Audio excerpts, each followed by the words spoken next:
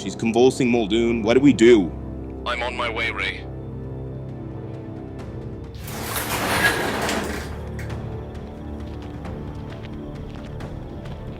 I see them, Ray. You must act quick, Muldoon. I've only got the Moro 709 with me, Ray. We don't have a choice, Muldoon. She'll deteriorate fast if we don't act now. The damage could be irreversible. Got one, but Storm's made a dash. I'll follow her, Muldoon. Cover me, Ray. I've got eyes on her. Good. Muldoon, please be careful. I need your eyes glued to her, Ray. We don't have time. I'm going in. I see her. You're clear, Muldoon. All right, I'm counting on you this time, Ray. I won't let you down. Kill the gate siren for me, Ray. Done. And I've got a crate heading your way right now. All right.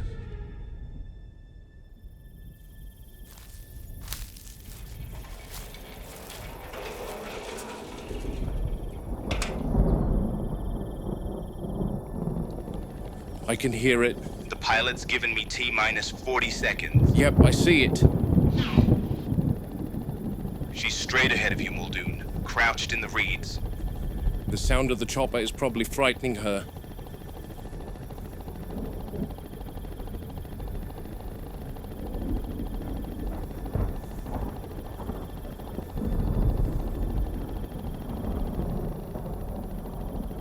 Update me, Ray.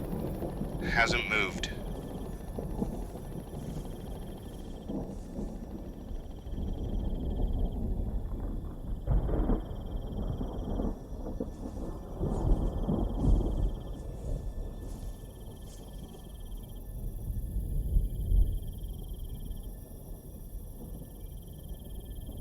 Still there, Ray? Yep, the chopper is going to set down soon.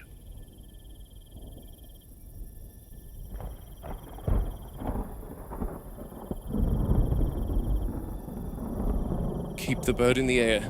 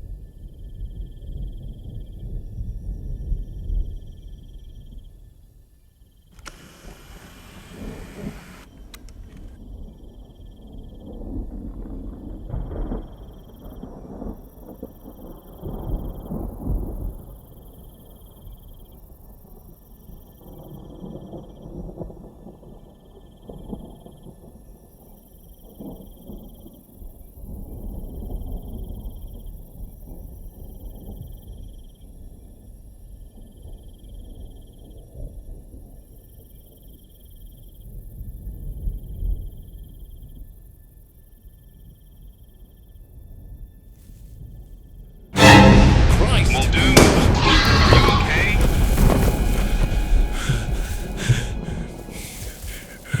What the bloody hell was that all about, Ray? I thought you had eyes on her. I did. Your computers are going to get someone killed. Robert, I don't know Never what. mind.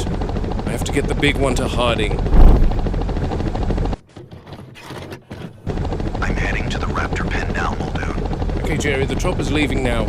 I'll be at the pen in a few minutes. She had a seizure. Possibly, I don't know for sure. Okay, I've got a few vials of midazolam that should work.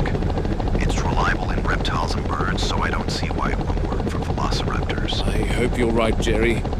I'm almost at the pen. I'll talk to you later, Muldoon. All right, bye. Storm's sister seems she took to the dart. The dose was meant for Rex, but it was all I had, and time was of the essence.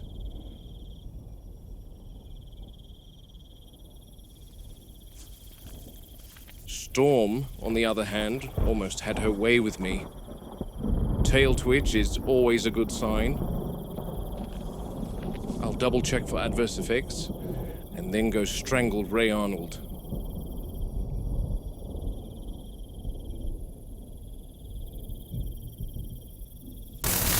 Robert Muldoon, Game Warden, Isla Nublar, Tyrannosaurus Rex holding paddock inspection for September 29, 91.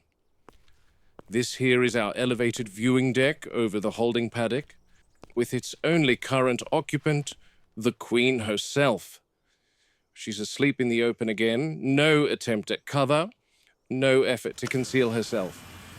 An animal with nothing here that can challenge her has zero instinct to hide. That's the confidence of an apex predator with absolute dominance over its environment. We separated her from the juvenile for the lysine cycle this time. Couldn't risk administering supplements together. Too much aggression, too much competition over food. At their size, a dispute isn't just simply posturing. It can accumulate in death. The juvenile's reaching that threshold where tolerance disappears. So we stagger feedings, isolate them, make sure each animal takes its tablet without the other interfering. It's a strange thing designing animal husbandry protocols around chemistry instead of ecology. In the reserve back in Kenya, separation meant injury recovery, breeding management, or relocation. Here it means making sure two engineered predators don't kill each other over a medicated ration.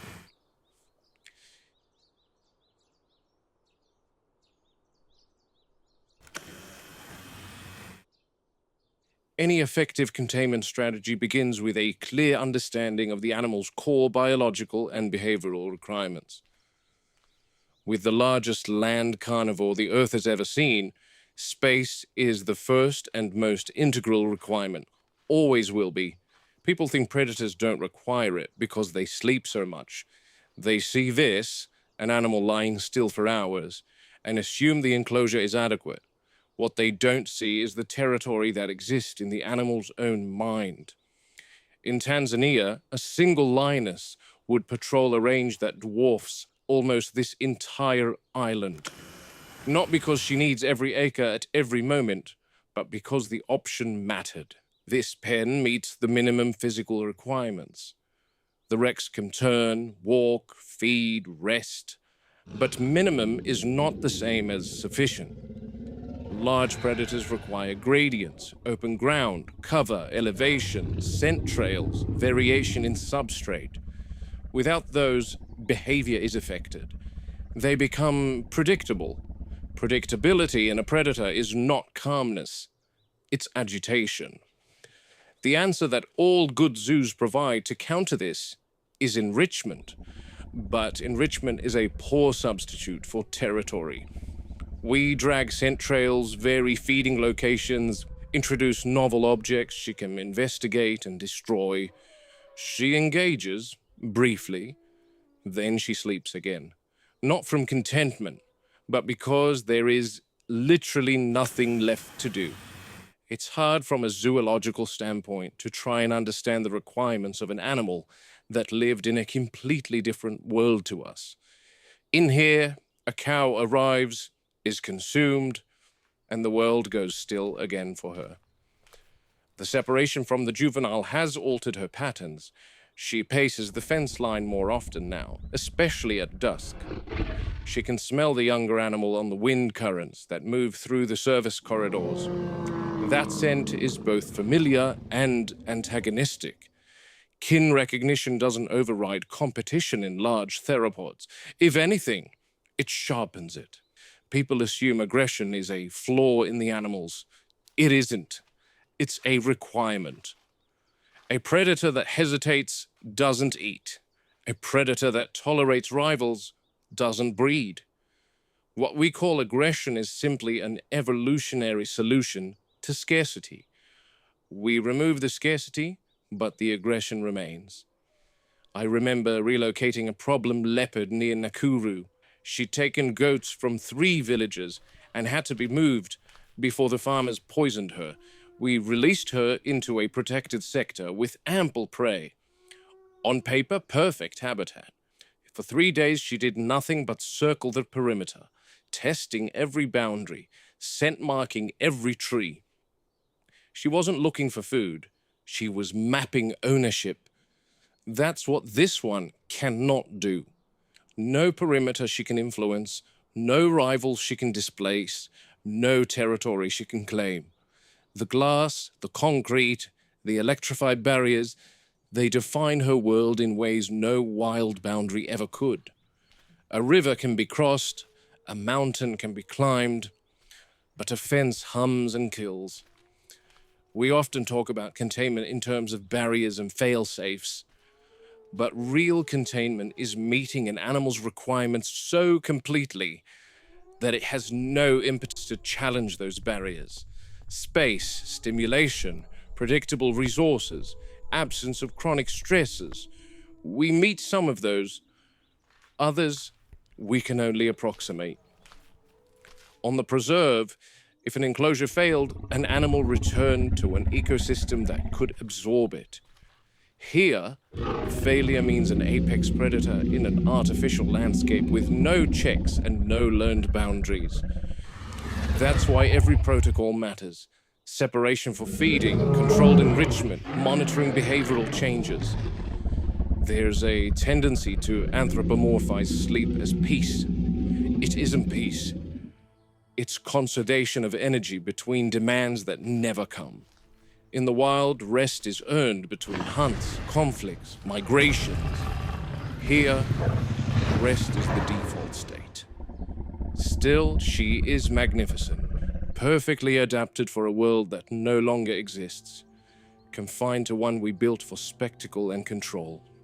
Our task is to ensure that, within these limits, her needs are met well enough that instinct does not turn into desperation, because desperation is when predators test fences. I almost feel sorry for her. She's just watching me, Jerry. Just sitting there like she's deciding whether I'm worth the effort. But I can bet that if this pen wasn't here, she'd try and show me, that's for sure. Like Storm yesterday, almost snuck up on me. Yeah, I heard. Ray Arnold and his computers. Tell me about it. But she's alert and responsive. This is the first seizure I've documented in any of the park's animals, let alone a raptor. You're certain it was a seizure and not some toxin or neurological infection? Positive. Full tonic-clonic presentation. Rigidity, limb extension, mandibular clenching, followed by rhythmic convulsions. I administered intramuscular midazolam. The convulsions subsided within 90 seconds. And the lysine? I injected her once she stabilized. At this stage, it's going to be observation, monitor respiration, coordination, pupil response, and watch for recurrence. You're telling me this happened because she missed a supplement, Jerry? That's my working theory. Their modified metabolic pathway is dependent on InGen's specific lysine analog. Without it, systemic stress escalates. Neurological symptoms aren't out of the question. Imagine that. An apex predator humbled because she didn't take her vitamins. It's not a vitamin deficiency in the conventional sense, Muldoon. It's enzymatic compatibility. They can process natural lysine, but not efficiently enough to sustain neural stability without our engineered compound. So what's the long-term solution, Jerry? We dart them all once a week, drop them cold just to get a tablet down their throats? I don't like it either. Sedation carries risk. Respiratory depression, dosing errors, stress myopathy, but with an animal that refuses oral intake, parenteral administration may be the only reliable route. She's staring holes through me, Jerry. No fear, no confusion. If anything, she looks irritated that we interfered. That's consistent with rapid benzodiazepine clearance in theropods. Sedation fades, cognition returns, and they start remembering. Brilliant. So next time we come at her with a dart, she'll be ready. If this seizure was lysine-related, which I'm completely positive that it was, maintaining her schedule should prevent recurrence. She hasn't moved from that spot, just breathing slow, like she's filing this away for future reference. With her, I would assume she is. Keep visual contact, note any tremors or ataxia, and call me immediately if anything changes, Muldoon. Understood.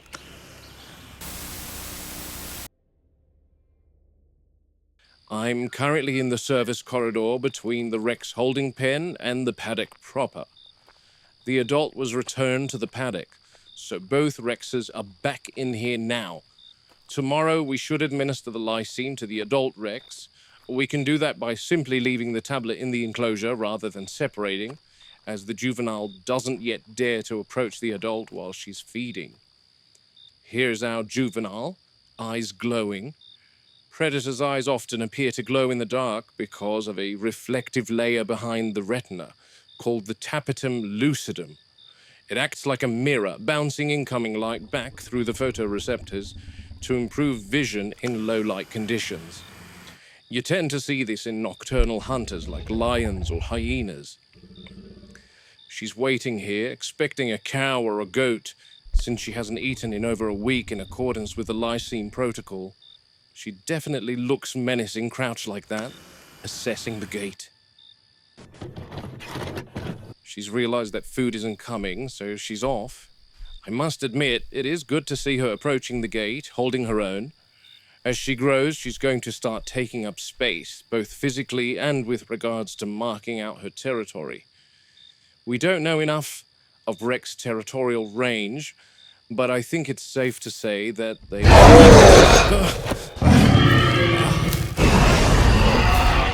This one has a knack for sneaking. I guess this is a perfect example of misconceptions people have regarding animals in captivity. Earlier today in the holding pen, we saw her behave quite docile and calm. People always complain about visiting zoos and finding the lions always sleeping. Let me tell you, when the sun goes down, they are completely different animals, as are all nocturnal carnivores, and the Rexes are no exception. Jerry, I thought you said they fed the big one this afternoon. That's correct, Muldoon. 4 p.m. The crane's still here. Oh, I thought they'd have finished up by now. Me too. I'll call you back, Jerry. Okay. Whoa, whoa, whoa. Why is the feeding gate still open? Christ! Andre! Andre! Close the damn feeder! No, no, no.